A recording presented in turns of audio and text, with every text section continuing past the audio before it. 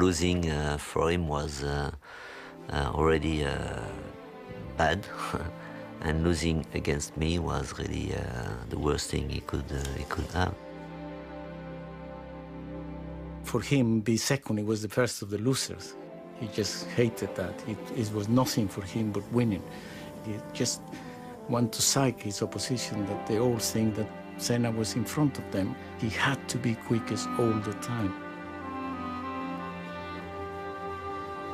Ayrton would enter a corner faster than he'd ever been before and trust that something inside Ayrton Senna would help get him and the car around the corner. And that's an act of trust or faith or whatever you want to call it. He prepared his chance, but when it was there, he took it. And when you want to correct it, no way. That was a crash, you know. So in the end of the day, when you saw the yellow helmet, you know you're in troubles. I always thought that he was just too intense about winning, and he actually believed that he had a God-given right to win.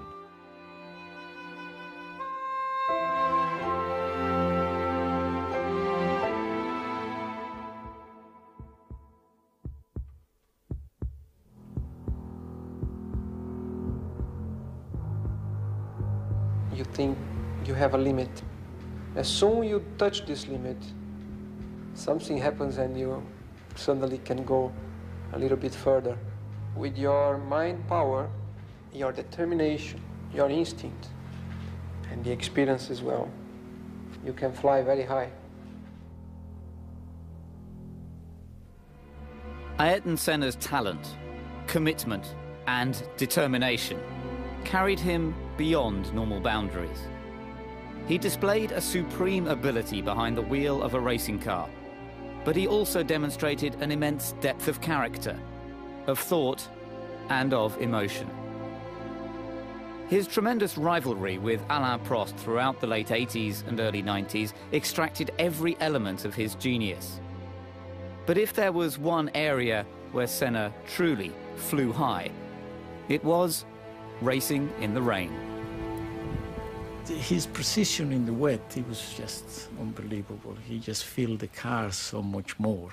In the wet, you have to be very precise. You cannot make any judder with the steering. Or you got to be much more gently with it. And Ayrton filled the car much more than any other driver. First of all, looking out of my commentary box window, I saw the worst weather that I have ever seen at any race anywhere in the world. And it was rather embarrassing to me as an Englishman that everybody who thinks that it always rains the whole time in England was getting their suspicions proved. Ayrton was always very, very fast when it was wet. And this day we had a little bit everything for him and a little bit everything against us to look stupid. We employed somebody for the weather forecast, you know, and he was at the airport, close to the track at Donington, and we were in permanent contact with him, you know. So we started the race, and then he was saying to us, I mean, not to me, not to the engineers, that you know, we had a shower and a big shower, so we had a few spots, and then I stopped for the tires, and then we had just a few stops, and then dry, you know. And then every time he was saying something, it was the opposite. And I had the sad record of 7 times changing tires, but 6 times in the wrong way anyway, you know. He was already pissed off anyway all the year about to having this engine, this Ford engine in his McLaren, because he wants to fight for the championship, and through the numbers he know that he's not going to fight for the championship. So all what he could do is to wait for special circumstance, and then to show everybody again what he can do. And that was a special circumstance. And all what he wants to, he puts in his head in the first lap. He's going to come back first, you know, because he's going to make everybody stupid. And that's exactly what he did. it was making me hold my breath. And I were having a job to get my breath at the best of times. You just thought, well, I can't believe it. I can't believe it. It can't stay like this. It's bound to go off. And there he did, kept going and going and going. Nobody knew where anybody was. I remember the spray as he went. When everyone else was cautiously going around thinking, ooh, I better be careful, he just went, go. And he was off. Gone. He was brilliant, but he knew he could do that. I was there, and it's the other end of the pitch to give the trophy away, and I should have still been in hospital till the following Tuesday with heart problem I had. But when I got onto the podium, you'd forgot all about you were ill. You felt 18 years of age. To see the happy face he'd got, it was unbelievable.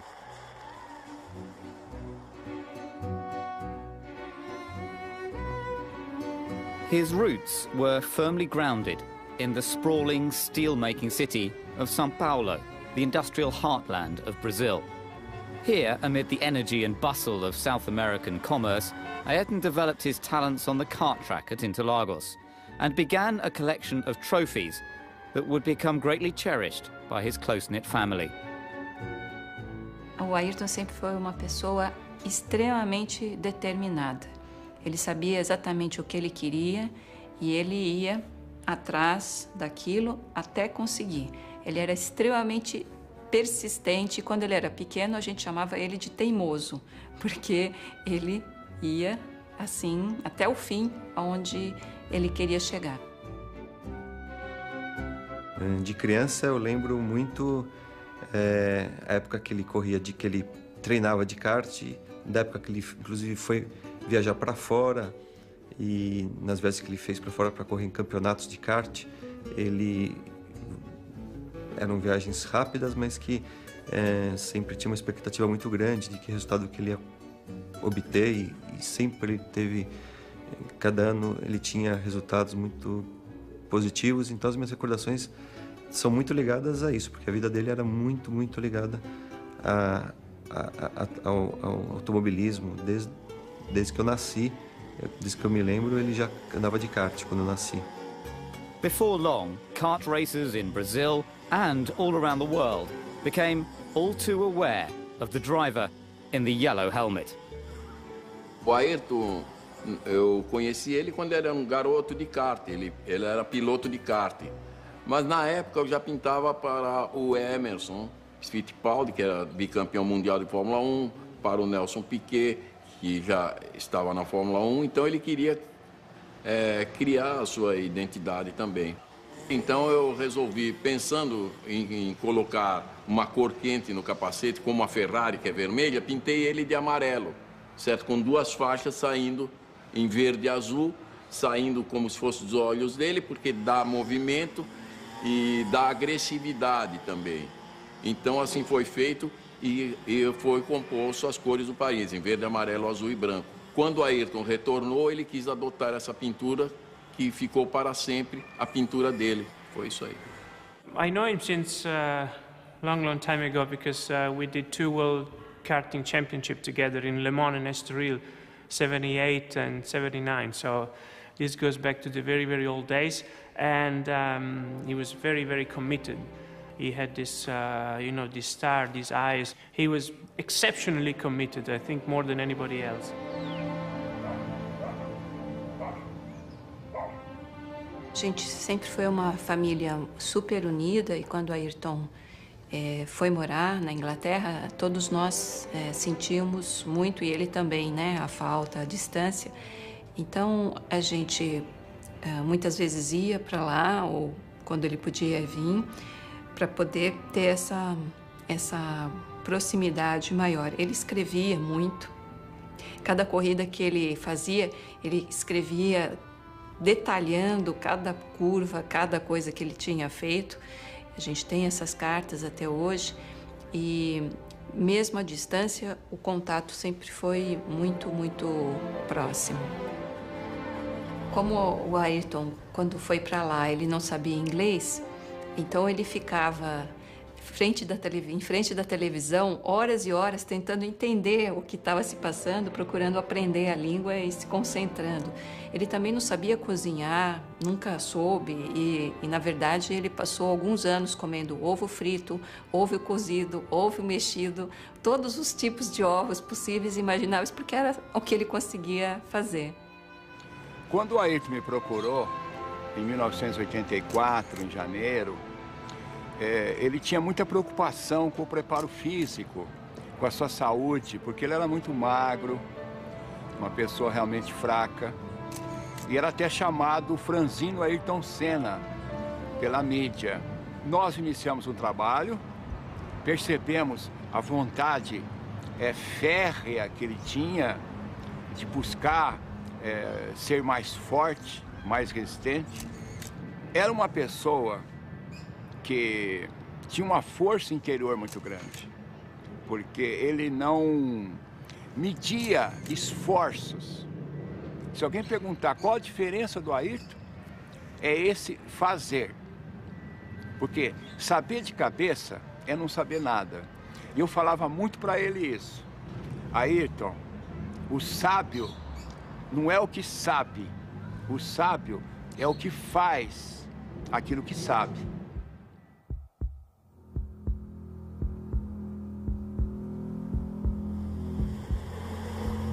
It's not simply a stronger muscle or a better tonus in your muscle, but it's really the power, the strength you get, physically speaking, you know, to your body, but also to your mind. And you only really learn by doing it, I believe. Once I realized that there was something special in there, I really focused and try to learn about myself, because it's basically learning about yourself, learning about your own limitations, learning about your strengths, your qualities, and trying to make, as a whole, a smoother person. I don't remember exactly, but certainly in 1983, I was very much aware of him in Formula 3 in England, and he was very persistent, about winning. He was very good at that already that early in his career, but very persistent about trying to persuade Patrick and myself to let him test of his first drive in a Grand Prix car, in a Formula 1 car. That first drive came at Donington Park in England, at the wheel of the Williams FW08C, the model of car that had taken Keke Rosberg to victory in Monaco earlier the same year. Ayrton turned up, made himself comfortable in the cockpit, remembered all the instructions about what everything was for in the cockpit.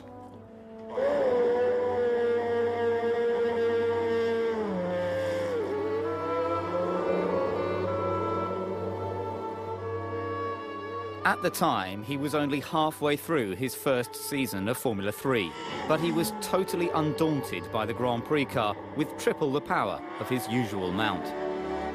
I set off, did what we call an out and a straight back in lap to check over the car mechanically. And then over the next 21 laps, I think it was, he just went off a second quicker than the car had ever been around there. And then said, I think that's all right, I've got enough in my head, got out of the car and went home. So we were quite astonished. In that particular day, it was obvious that his brain was in total control of everything else, was just ahead of the game, clearly belonged in a Grand Prix car. He was born for that, if you like. We weren't ready to put him in the team in '84, partly for contractual obligations to other drivers. And then he went off to Lotus and then to McLaren. So it was quite a long while before we were able to offer him a seat, which was for '94. When he went to Tolman, it was fantastic to see another Brazilian driving. I mean, by instinct, I was always more of a fan of Ayrton than I had with any other Brazilian Formula One. I never had the chance to see Emerson, but I had the chance to see Nelson. With Ayrton, it was different. I felt like you know, he was driving tremendously, and he was going to be a champ. I remember we had a discussion about top drivers like Nelson Piquet or whatever. And I said to Ron and even all the people, take the best young guy coming, you know, to get a very strong team is Ayrton. They all said to me, why you want to have Ayrton, you know? I said, yeah, why not, you know, I mean, it's thinking about the team. So having a teammate like Ayrton was very, very different to all the teammates I had, you know. And also for Formula One, it was really exceptional to have two drivers of this same caliber. When Ayrton came into Formula One, Alain Prost was the top. He was number one, and he was the one that he wanted to catch. He wanted to beat him. And when he started testing with us and racing with us, he was not interested in anybody else in the grid. You know, just Alain, what time did he do? What tires is he using? What rear wing has he got? What springs has he got? He just wanted to know what Alain was doing, and that's the one he wanted to beat. He was a man like no other man I had ever met before. He was almost a mystic. He was very, very, very intense. He was a charismatic personality. He could be absolutely charming, but there was another side to his character. He was absolutely ruthless when he was in the cockpit. And he was an intensely religious, God-fearing man. And he actually believed that he had a God-given right to win.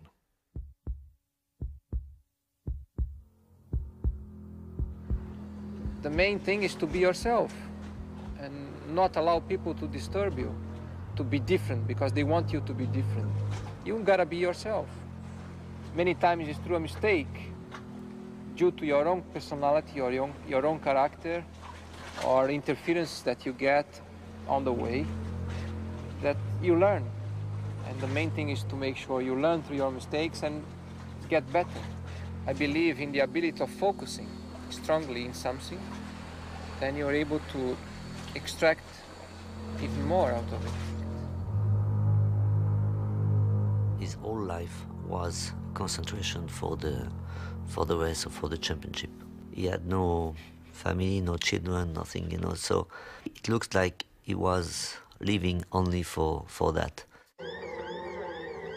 Ma durante le corse la cosa più difficile è quella di tenere la concentrazione, essere sempre concentrati, di non avere problemi che possono distogliere l'attenzione ai problemi reali della corsa, essere preparato tecnicamente e sapere cosa fare nel momento migliore e non fare errori né dal punto di vista tecnico né dal punto di vista umano. In the time of the very sophisticated racing cars we had with skirts and electronic suspensions and all that, where you have to put the car up on the straights and then lower down before the corner. You have to do so many things on the car. Ovviamente qualsiasi pilota che partecipa ad una manifestazione sportiva automobilistica, a prescindere che sia Formula 1 o altre categorie, è esposta a dei rischi. Questi rischi sono considerati, nessuno corre senza utilizzare la testa, perché un pilota senza la testa non ha futuro. Un pilota senza la testa ha una carriera molto breve, perché farà molti incidenti e si farà sicuramente male. Quindi questa è una categoria dove serve essere veloci, performanti, costanti e intelligenti. As a racing driver, one has to be in tune with your emotions, your body, your mind, your psychology, all these things. So I think Ayrton had those qualities in abundance, and he was questioning. He seemed like a driver who was constantly questioning what it was to be a racing driver. Once he get into the concentrate, he didn't feel anymore any pain, he didn't feel anymore any stress, he didn't feel anymore, he was just in another world. As we all been, a kind of, but his one, he was more intensive, he was a step ahead. There's a state of mind that one is raised to, where it becomes sort of transcendental, And Ayrton spoke about things to do with his concentration when he was in qualifying. He talked about a state of mind that he got into whereby he was there but not really driving the car. And these are things that speak of his level of concentration that he achieved as a racing driver. You had to do these famous qualifying laps. It was something where you was in the box, you watched still the monitor, you watched your competitors, you had to talk with your engineer, how is the wind, how is the sun, how is the asphalt temperature. And then suddenly the engineer told you, now let's go. That let's go means you had to switch a button and to say, okay, and now I have to be fully concentrate and actually getting into another world where everything start to go in slow motion, because when you do a quick lap, you try to see everything in slow motion, to do all the fine things right. And it's a kind of a dream. Everyone who followed Formula One recognized that Senna was the master of qualifying. If you go for a corner on qualifying tyres with extra horsepower and you've never had that all weekend, how do you anticipate how fast you can go? How do we know how fast the car is capable? So Ayrton would enter a corner faster than he'd ever been before and trust that something inside Ayrton Senna would help get him and the car around the corner. And that's an act of trust or faith or whatever you want to call it. He explored his ultimate capabilities more than any driver seems to have done.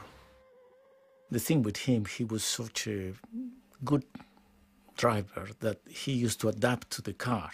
When he couldn't make the car going quicker, you know, he could make quicker a wheelbar, whatever you give him in his hands, he could make it quicker, because he changed the car and he didn't get it to his liking. Then he adapted to the car. How many times you have a car that is perfect how you like it? When you have a car that is perfect, Alain was unbeatable. Alain Prost was really good when the car suited him, but it suited him just a few times, not always.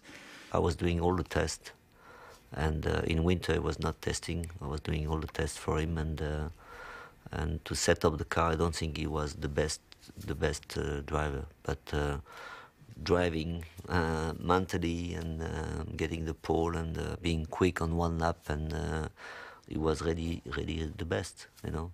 So I don't think I learned very much, because it's a little bit easier to learn about the car and the way you can improve the car than the mental way, because you cannot change your mental just like this when you decide it, you know. Fórmula 1 tem uma exigência absurda. Não sei se você sabe, o piloto tem uma frequência média de 180 batimentos por minuto.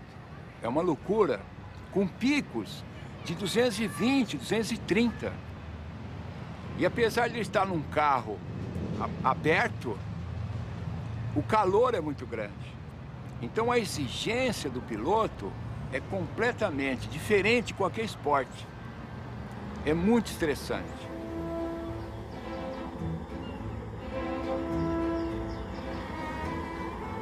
Havia sofrimento, claro. Trabalhávamos a 1h da tarde, que é horário de verão, para pegar o maior calor. Porque para o Ayrton interessava, lá na Fórmula 1, quando a competição era extremamente desgastante. Quanto pior, melhor. Por quê? Porque ele estava muito mais preparado do que as outras pessoas, do que os outros pilotos, que na época não se dedicavam ao trabalho com o corpo, com a mente, com as emoções, com o espírito. Por isso, ele se tornou imbatível. Eu lembro quando começamos com a meditação, ele tinha uma dificuldade muito grande de não pensar. Tinha assim achava terrivelmente difícil fazer isso. No entanto, ele se envolveu tanto com esse processo de meditação que ele conseguiu momentos de uma profundidade mental tão eloquente que atingia níveis inigualáveis de profundidade, que ajudava muito nas tomadas de tempo, ajudava muito nos seus recordes, nas suas vitórias, porque a concentração dele era máxima devido a esse trabalho de meditação, de respiração, de relaxamento. Monaco was a special place for Senna. He shot to fame by nearly winning the race in his debut season and would go on to take victory in the Principality a record 6 times. On his first outing in a McLaren, however, Prost thought he had him on the ropes.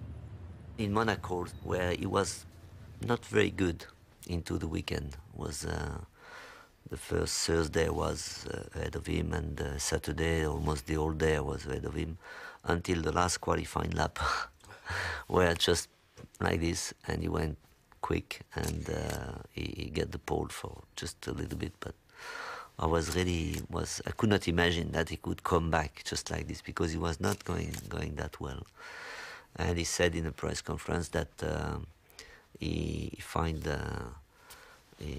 went outside the car and he looked at the car, how the car was behaving on the track, and then realizing what he was doing wrong and or what was wrong, came back in the car and drove at the perfection, in a perfect lap. For me, it was very difficult to hear that. In fact, it looks like everybody needed a guy like that. He was different.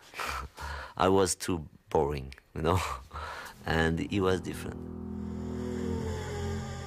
Once you're in it, and you've got to go all the way to the end, because you commit yourself to such a level where there is no compromise. You give everything you have, everything, absolutely everything. And sometimes you find even more, because it requires more if you want still to be ahead, if you want to win. The uncanny will to win that he had, I've never seen it in any other sportsman. I certainly haven't been connected to anybody that had that fear, determination to succeed and to win. It was just, like Alan Prost said, for Ayrton, he is willing to risk that little bit more than any one of us will do. And maybe, for him, be second, he was the first of the losers. He just hated that. It was nothing for him but winning. Losing for him was already bad, and losing against me was really the worst thing he could have. And that's why his whole motivation was to beat me. I can remember we went to the Bercy karting event, and he was there watching on the big screen Alan Prost driving in the kart, and he never took his eyes off that, and he watched Alan Prost driving a go-kart. He knew that to be world champion, he had to beat a line, because he was #1 at the time.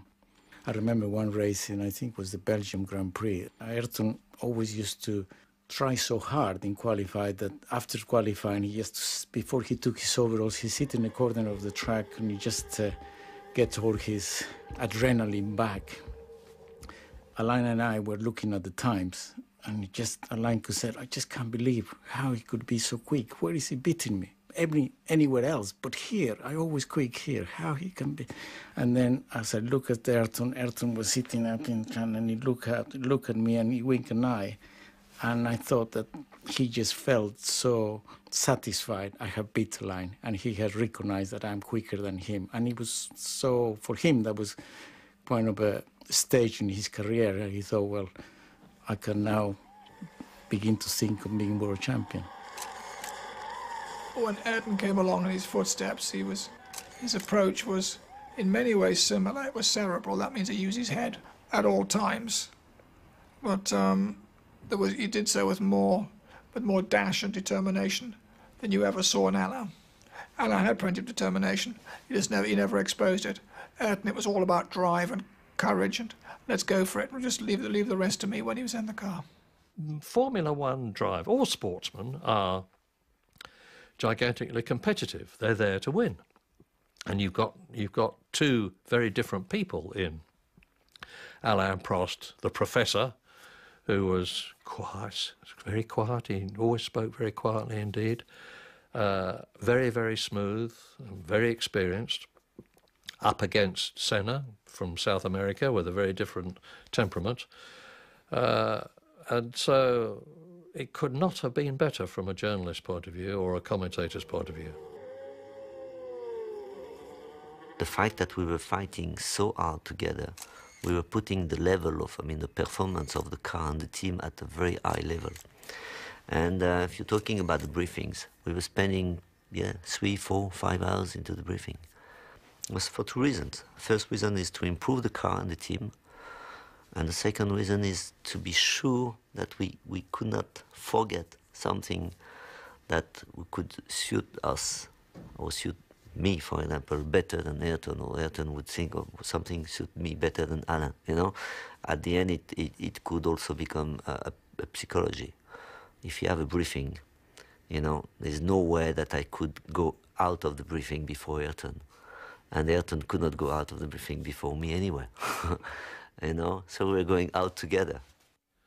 I waited for 4.5 hours outside the motorhome while they were having this minute discussion about this and that. And then the door opened and Alain Prost came out.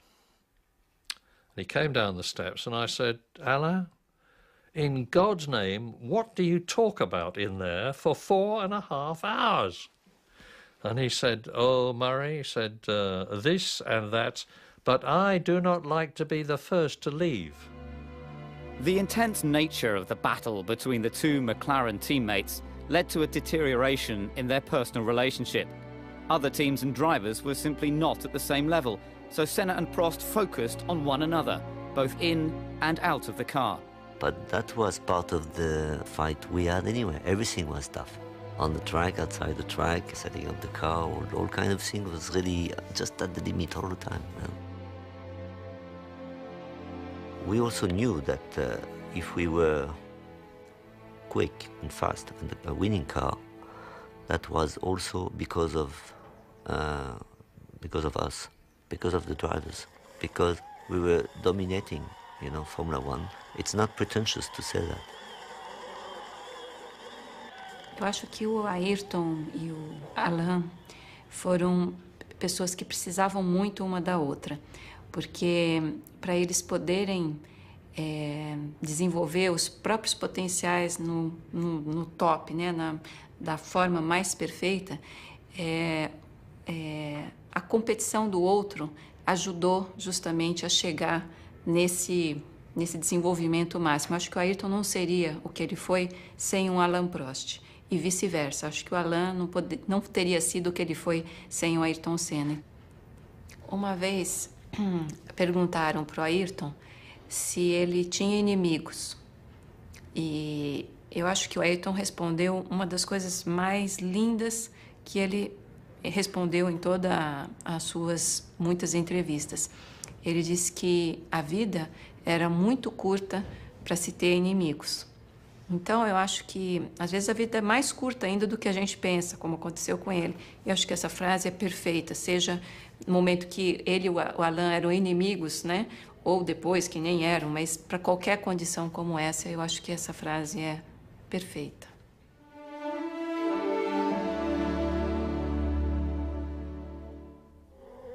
When you are under a lot of pressure, in a critical moment, in a championship or in a particular race, it's the one that can put together the combination between aggressivity and calculating things that will get the best result. And you need more than anything a very clear mind to understand exactly when is the moment to be aggressive, when is the moment to be calculated. To win a championship, you need the combination of those elements in the right doses at given moments. The lifestyle enjoyed by Ayrton was that of the rich and famous. Beautiful houses, lots of toys, and opportunities to relax.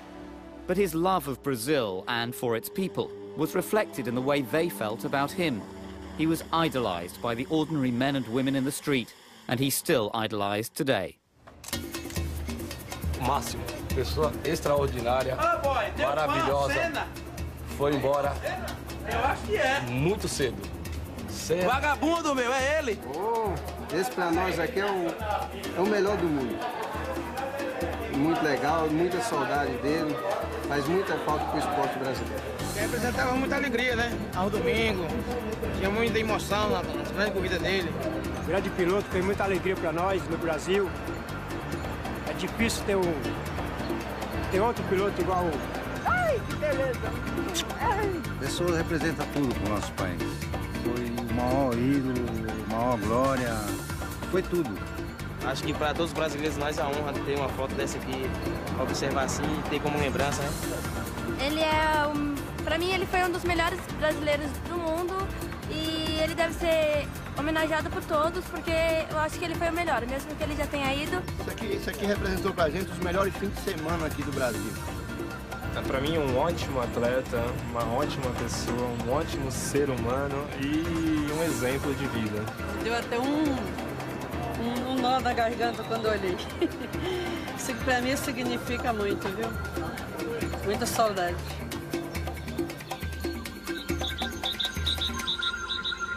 Despite the access that Ayrton had to his own slice of paradise, he was always aware that there were many Brazilians who battled not for world championships, but simply to put food on the table and keep a roof overhead. And it mattered to him more than many people knew. Ich glaube, das war das zweite Jahr, war ich in Brasilien mit ihm dann gefahren und wir sind fast durch diese Favelas, man sieht Favelas, da sieht man diese Armut, oder, auf der anderen Seite und du arbeitest mit jemandem, der mit seinem eigenen Flugzeug und der alles hat und so weiter. Sag ich, wie ist das? Hast du kein Problem? Wie geht es dir, wenn du dieses siehst, oder? Da habe ich gemerkt, jetzt sind wir auf einem anderen Punkt dieser Unterhaltung, oder? Und er hat gesagt, Josef, mich stört das total, diese Korruption, diese Schwierigkeiten, diese Leute. Ich habe wirklich eine Wut oder eine Trauer, wenn ich sehe, wie diese Leute leiden, oder? Aber ich bin noch nicht stark genug, ich bin noch nicht mächtig genug, dass ich was ändern kann, oder? Und da hat sich gezeigt, in welche Richtung dieser Mann eigentlich gehen will, oder?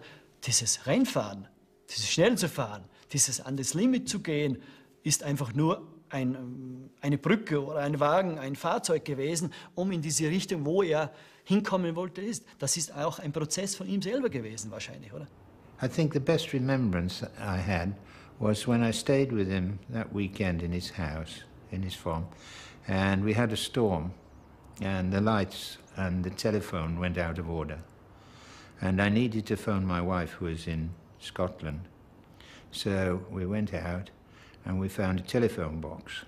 So I phoned my wife, and he went outside. It was dark, and he was standing under a light, a street lamp, and some kids had seen him and recognized him, and by then he had 20 or 30 children around him, and he was chatting to them and signing autographs for them. And when I came out of the telephone box, that's one of the sweetest memories I have of him, standing with the light playing on his head and shoulders and surrounded by the kids and being so nice to them.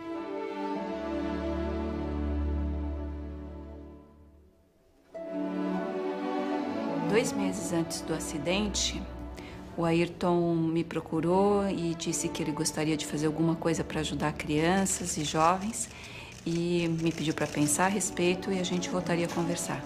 Só que essa segunda conversa não pôde acontecer, porque logo depois, 2 meses após isso, já aconteceu o acidente e então minha família e eu decidimos levar adiante essa ideia e plantar essa semente que o Ayrton deixou e foi assim que nasceu o Instituto Ayrton Senna.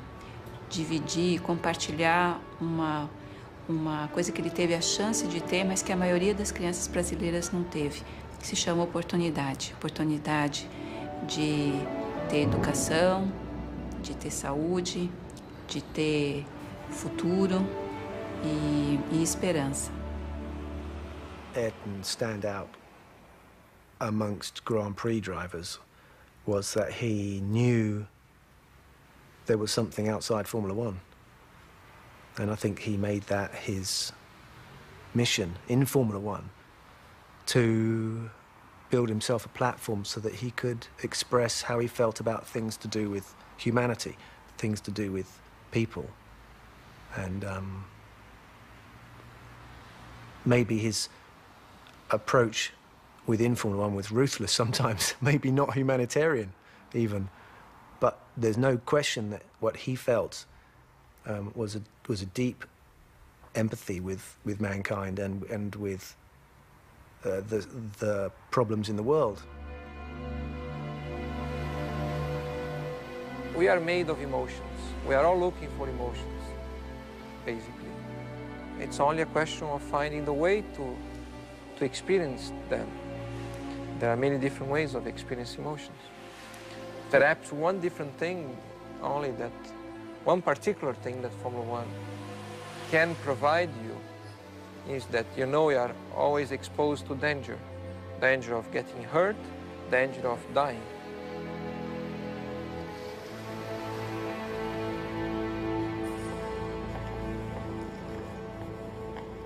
Travel was a major factor in Senna's life. To ease the strain, he acquired his own aircraft and employed the services of a private pilot. Over a period of 4.5 years, Owen Omani got to know his employer extremely well. Very often we used to go backwards and forwards to Brazil, and we'd leave São Paulo at 10:30 at night, and Ayrton would lay out the bed at the back of the aircraft, go to sleep in his pyjamas, and we'd shut the door. And then first thing, 7 o'clock in the morning, I used to come back to the cabin, wake Ayrton up, and we'd be landing in England at 7:30, 8 o'clock in the morning. He'd be as fresh as a daisy, and of course we were totally shattered. My compliment to him is to say that he was big enough to be little, if you understand what I'm saying. In April 1994, Owen flew Senna to the Imola circuit for the San Marino Grand Prix.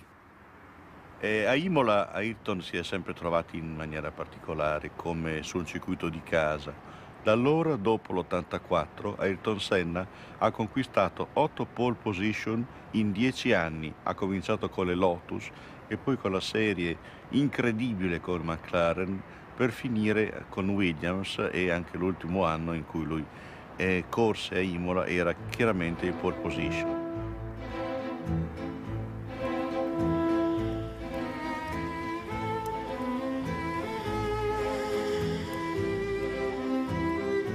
Lui era solito scendere non a Imola città, ma soggiornava a Castel San Pietro, dove c'era un albergo che gli piaceva particolarmente. Aveva la pista per l'atterraggio dell'elicottero, era particolarmente chiaro.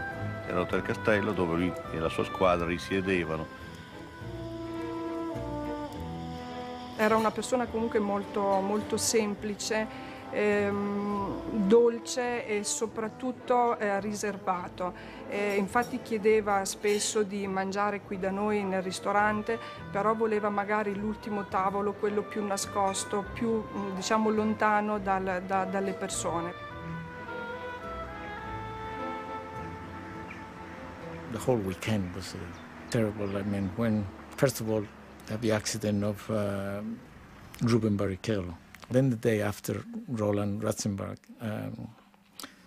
and Ayrton only met him the day before, because it was his first Grand Prix, and he was very upset about it. The team manager for Ratzenberger arrived, so I had to tell the team manager what had happened, and Senna was standing alongside me when I did that, and the team manager went away, and then Ayrton got very upset and cried a bit. And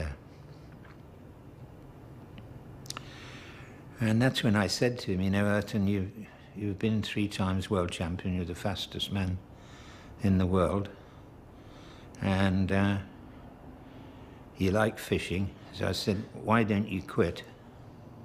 And I'll quit, and we just go fishing. So when you asked him a difficult question, he wouldn't answer immediately. He would think. And you could see he was thinking, and how was he going to deal with that suggestion? And then finally he said, Sid, I can't quit. And I suggested to him that he didn't drive the rest of that weekend. And he said, and I've got to drive. I've got to drive tomorrow. He said, there's no way that I can stop driving at the moment. A special hello to our dear friend Alan. He says, we all miss you, Alan. In the morning, when we had this TV coverage, so I was doing my job, and then we look at the commentary of Ayrton, and the first thing he says is not, okay, I take this corner in first gear, second gear. He said, this first hello to Alain, Alain, I miss you. And I was really, you know, on live, and they put that in the morning, they put that before the rest. I mean, again, you know, I mean, people, so at the end it was like a sort of, all the friendship we had was a little bit hide, you know, with all the fight we had was really, you know, just, we in the last 2 weeks, we had a sort of, so, that's good, you know, that, but in a strange way also. The last thing I remember in my life was there, of course, as a Ferrari driver, the Italians have a special way to celebrate you. And when they announced my name, the Italians was jumping and shouting.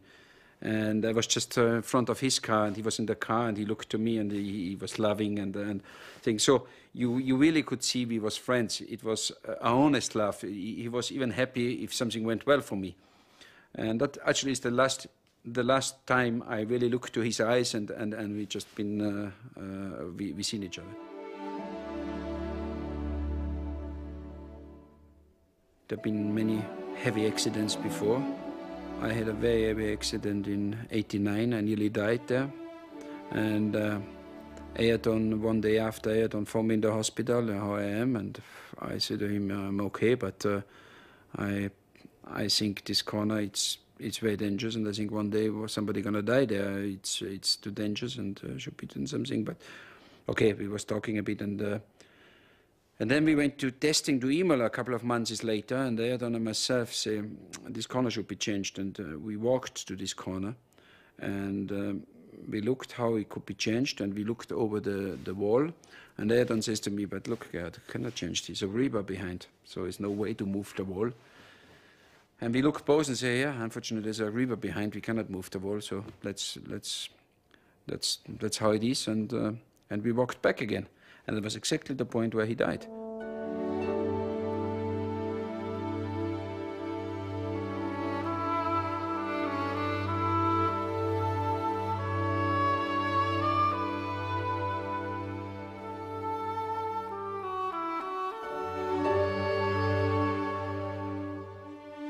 It was the worst day in the history of Formula One, because although many drivers were killed in Formula One before Ayrton Senna, none of them were as famous. None of them were respected and idolized worldwide like Senna was. And the impact of Senna's death on Formula One in particular, motor racing in general, and the world at large, was like had never happened before, has never happened since, and I pray that it never does happen again. The Imola circuit witnessed the loss of one of the true greats of Formula One, but memories of Senna will never fade, and across the world, his spirit lives on.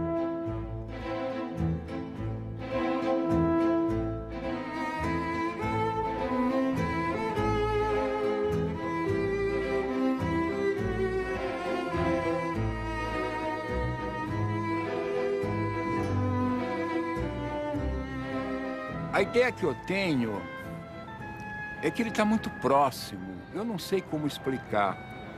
Eu sei apenas sentir. E a certeza de que ele está muito próximo, porque nós temos essa coisa com a morte, de que não devemos falar, não devemos pensar. A nossa civilização, ela renuncia à morte.